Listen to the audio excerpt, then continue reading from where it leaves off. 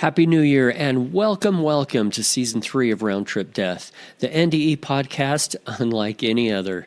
As promised, we're kicking off the new year with an extremely unusual episode, an interview with near-death experiencer and death row inmate, Michael Bane.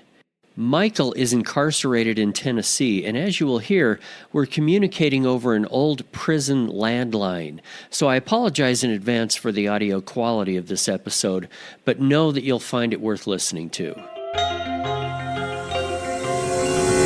From the time that they pronounced me dead was a good 45 minutes. They cut my clothes and then they paddled my heart because my heart had stopped. And I could see people screaming and crying, but I didn't realize that was actually my physical body because I was somewhere else. The only thing that I could feel, if you can imagine, absolute love and peace. There wasn't anything else to be felt. I was greeted by people I'd known in the past. I'm back home again. Incredibly safe and felt at home.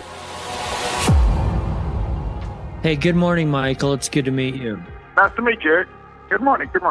So our podcast is all about near-death experiences, and I interview people from all over the world and all walks of life that have had near-death experiences, and we'd love to hear about yours today. Well, before I have you jump into it, can you just tell our listeners a little bit about you and your circumstances? They don't know who you are yet. My name is John Michael Bane. I go by Mike or Michael. I'm on Tennessee's death row in Nashville, Tennessee. I've been here since 1990. I've got a web page which is freemichaelbane.weebly.com, and I also have a Instagram page that says Tennessee Death Row Inmate Seeks Justice. I've been trying for many years to get DNA testing and stuff like that right there for my case. I've been trying since '93, since I first seen it on the TV. They doing DNA tests. And I just recently got it, but there's a big process going on here in Tennessee right now that the Attorney General for the state of Tennessee is fighting with all the local DAs about he should have all the authority over these death penalty cases. And they're saying, no, because you're appointed and we're elected, we should have it. And that's the only thing that's holding me up right now. Okay. I was 23 years old when I come here, and now I'm going to turn 59. Wow, you've been there a long time. Long time. Hey, let's go back to 1994. I believe it was September 5th, 1994. You were already in prison. What happened that day? I was on death row at that time. We went out to the yard to go to the rec yard to exercise and stuff like that. Me and a few guys go out on the yard and we play pinochle. So me and the guy, Henry Hodge, that I play partners with, was I thought at the time was one of my good friends. Me and him was playing partners against somebody else. So we'd been playing for about 15 minutes. And we was all sitting down at this concrete table and stool and everything. And behind me is a phone booth where you make phone calls when you go out to the yard.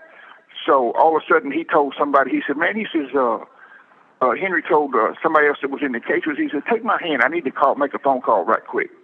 So I didn't think nothing of it because, everybody sitting at that table was pretty cool. So he got behind me, started dialing the number. I heard him dial the number, and I was dealing the cards. I was standing up dealing the cards to all the other players. And when I sat down, he put his arm around my neck, and I thought he was just playing, right? So I pulled his arm from around my neck, and when I pulled his arm back, it had my arm and his arm had blood all over it.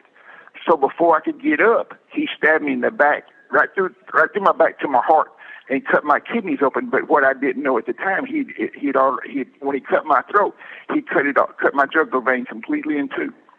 That is unbelievable that you're alive to talk about that today. I realize that, and I thank God for it every day. It's just a miracle. But he chased me around the rec yard because there was no officer, and there was a lot of inmates on the rec yard that was screaming and hollering to get some help out there.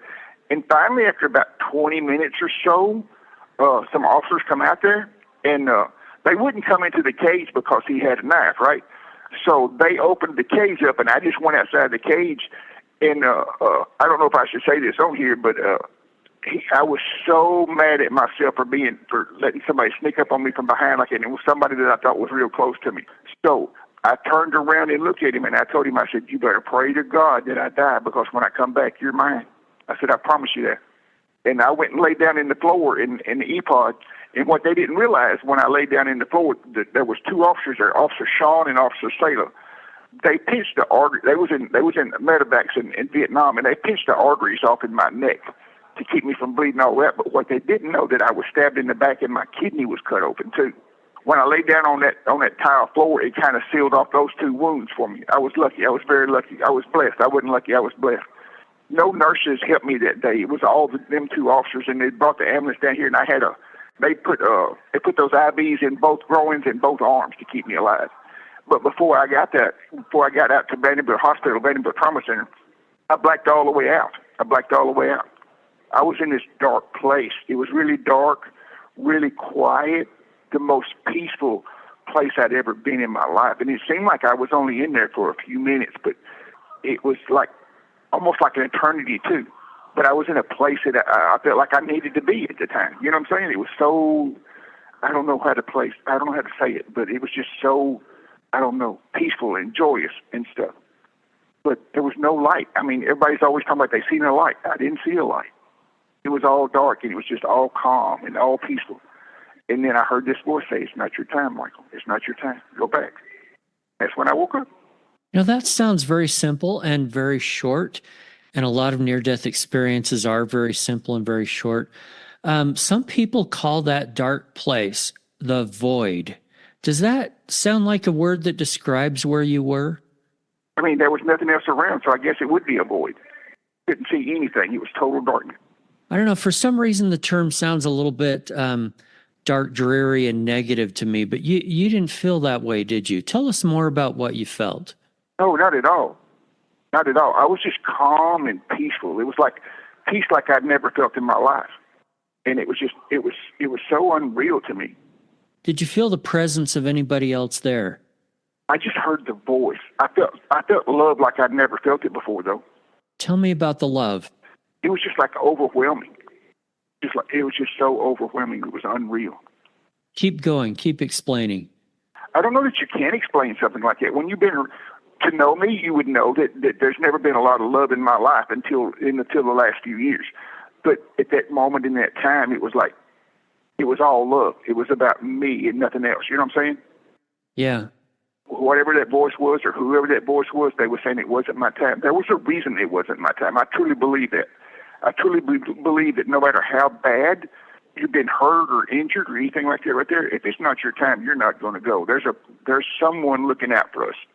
So do you think that maybe the reason that you had an experience like this had something to do with the kind of life that you led versus people that, you know, hear angels and see a light and a tunnel and all that kind of thing?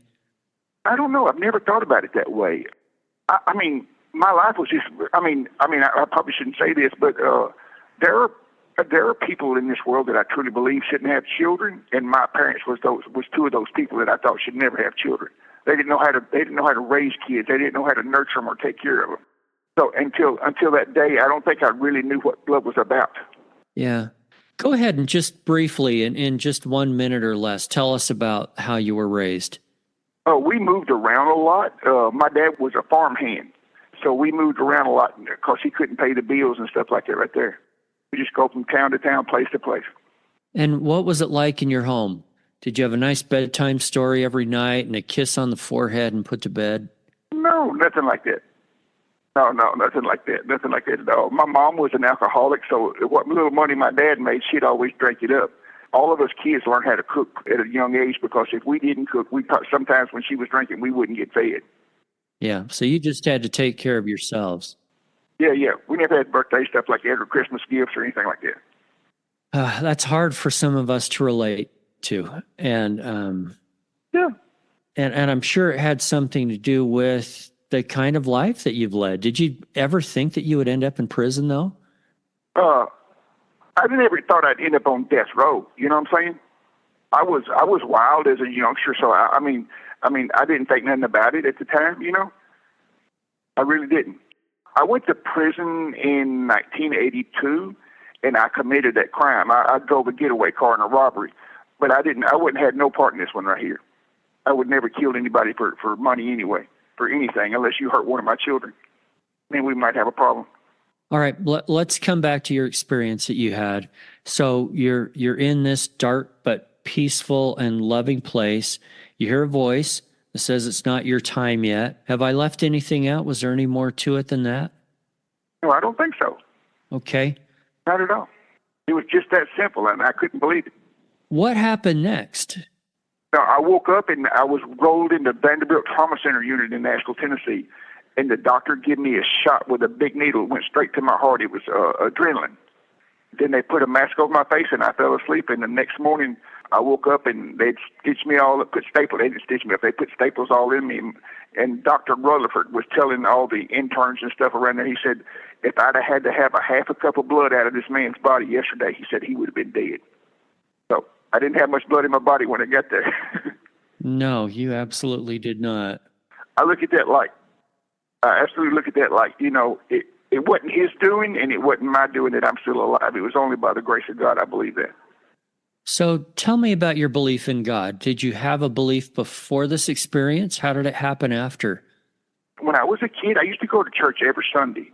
And then we started moving around, so I got out of that. In here, on death row, you have to have something. You got to find something to believe in. So I started reading the Bible again and got off into it. And I didn't really go to these churches in the prison system, in this prison, because people have their own agenda. And I'm one of those people that I believe if you're going to serve God, you got to serve Him completely, not just a little bit. So I believe in God, but I'm not a person who believes in Christianity as an institution, if that makes any sense. Sure.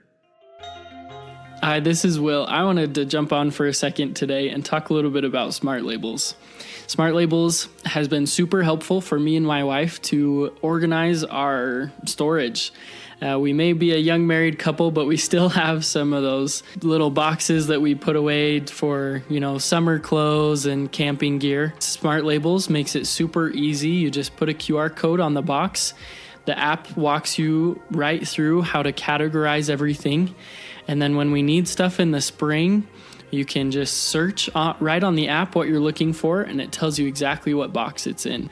Smart Labels also comes in a few different colors. So if you're moving, makes it awesome. You can categorize your boxes by different colors. Say your kitchen is red, your bathroom is blue.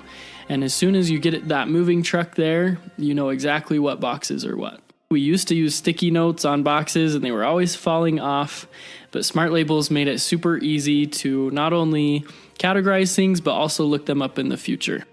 Will just told you how much he likes Smart Labels. Now, I have the fun job. I get to give some away. Just head on over to Round Trip Death on Facebook. There's a post there today. You're going to see the details. It's really easy and you just might win a set. How has this experience made your feeling about death? In other words, most people in general are fearful of death. I'm not afraid of death no more. People that have faith maybe have less fear. Yeah, go ahead and explain. You just mentioned you don't have fear anymore. Go ahead and expound on that. I don't fear death anymore. But really and truly, I never have. It's never been one of those things I was afraid of because I always felt like I was going to be okay. I've always felt that way.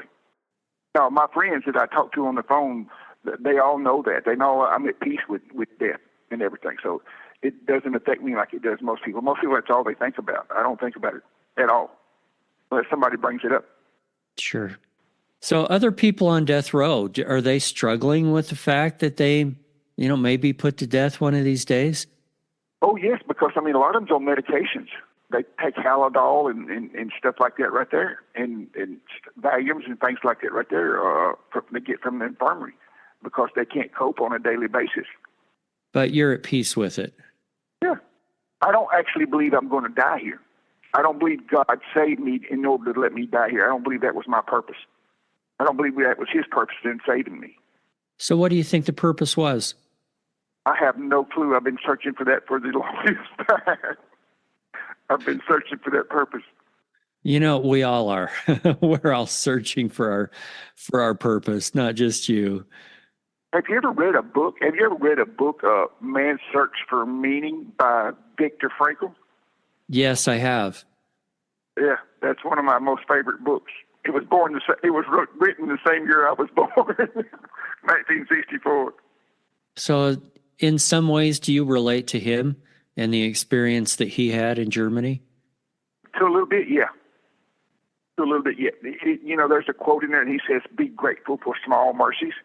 Yeah, and it's been a while since I read it, but it seems like he was all about the attitude that you have, and the attitude that he had was what kept him alive.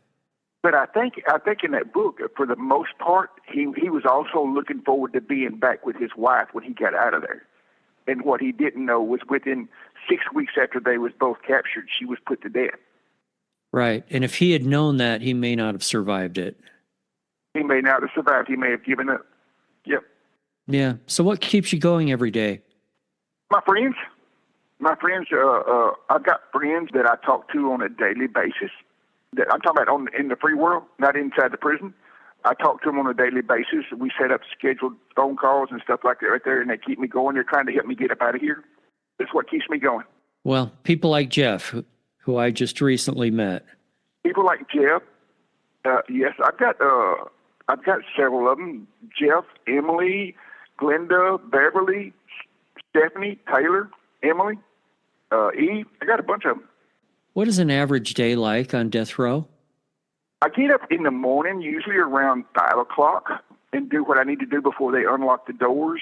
And then I got a job here. I'm the clerk here on this unit. I take care of all general paperwork and commissary and laundry and things like that right there, ordering clothes and stuff like that. That's my daily routine, and I make phone calls periodically throughout the day. That's nice that you're able to do that. What would you say to other people that maybe are dealing with either the loss of a loved one recently, or they really have kind of an overabundance of a fear of death? What would you tell them that might help them today? I don't know about if you just recently lost a loved one. I mean, we've all gone through that at one time or another, and it's not a good feeling. I think you just got to keep the faith and just keep moving forward. Time heals all wounds. I truly believe that. I've lost both of my parents since I've been here. I've lost a lot of family members, and time heals all wounds because there's nothing we can do about what's happened. You know what I'm saying? We just got to keep moving forward, and that's what our people and our family and our loved ones would want us to do. As far as fearing death, I don't know how to answer that question because I've never feared death. It's never been that way for me. I truly believe if your heart is right, you're going to be okay no matter where you go. If you believe in God, then you know where you're going if you believe in Him. What other changes happened in you because of this experience? I don't think I'm so angry anymore. When I first come here, I was so angry because they locked me up for something I didn't do, and I think so many people knew that I didn't commit this crime. It was just unreal. Everybody says they're not guilty when they're locked up, but they had no physical evidence against me whatsoever. It was just a bunch of lies. It's just unreal. After that experience, I just realized, there's not enough time to hate. There's not enough time to be angry. So I go through the day as pleasant as I can be. It doesn't cost a thing. It doesn't cost you a dime to say hello or good morning to somebody or say something encouraging to make people feel a little better. Things like that right there. It doesn't cost a dime to do that. It's nothing off of me, Don't make somebody else's day bad just because your day's bad. Tell me about your thoughts on forgiveness. Sounds like you've had to forgive some people. People don't realize this, but I think forgiveness is not about somebody else. It's about yourself, right? For me, it only hurts me if I hold it inside. You know what I'm saying? So I let it go as quick and as fast as I possibly can, no matter how bad it is.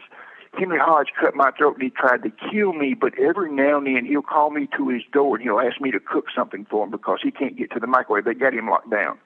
Or to, turn in his commissary for him or things like that right there. I had to let all of that go.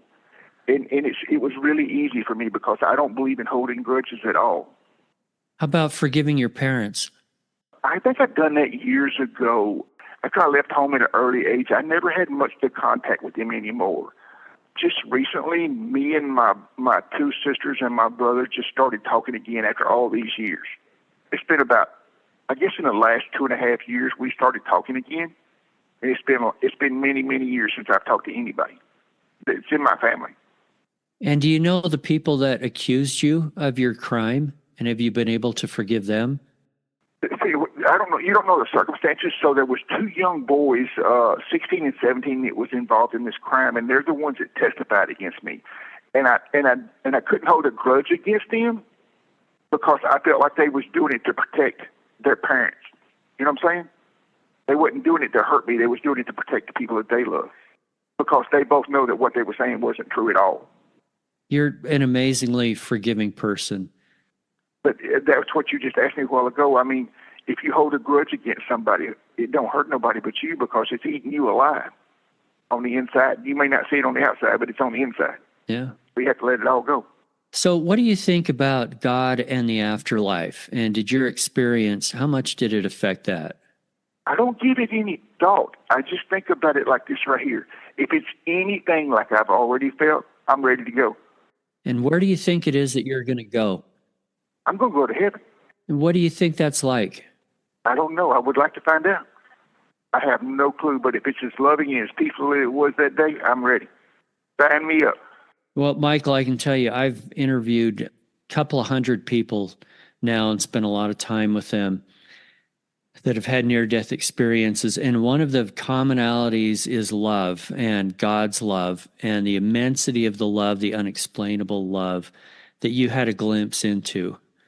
And I'm glad that you had that glimpse. That's just awesome, because when you get there, there's going to be even more of an outpouring of it. I hope so. I'm praying so. Do you believe that some people experience more of a hell kind of place? I don't know. I hope not. I don't know. I think for there to be evil, there has to be an evil place too. You know what I'm saying? To be real evil. Now, I've heard this saying by other people all the time of talking about somebody else. There's a place, there's a place in hell for somebody like you. I don't think I would ever say that about anybody, but because that would be like wishing it on yourself. So I try not to think about that kind of stuff. Wishing on somebody else, people around here wish a lot of stuff on other people. I don't do that, and I think you just wishing it on yourself. So I don't think about stuff like that at all. I'm grateful for the happiness and the peace that I have in my own life. I appreciate your great attitude and how it keeps you going every day. It sounds like you are a positive influence for lots of other people that are incarcerated there. I try to be. Have you been able to tell very many other people about the experience that you had? There's very few people that I talk about that experience with. My friend Emma and Jeff brought it up and me and Jeff talked about it, and then you got in touch with Jeff because of it, or he got in touch with you because of it. I don't know which one. But very few people know about it. I think that's a personal thing. Until recently, in the last 3-4 years, my heart has been opened by so many different people that's come into my life. You have 1 minute remaining. So I guess I just wanted to share my experience so everybody would understand. Well, I appreciate it. We just got the alert that we have less than a minute left. Is there anything else that you want to share with our listeners? No, I just appreciate you taking the time and the effort to do what you can to make things better for everybody. Thank you, Michael. Thank you for listening, and just a quick reminder of the master class called What Really Happens After We Die. This is the last week to sign up, so go to the show notes for a link to all the information and the half-price registration for Round Trip Death listeners. Until then, I wish you everything good that you're looking for in this life and the next.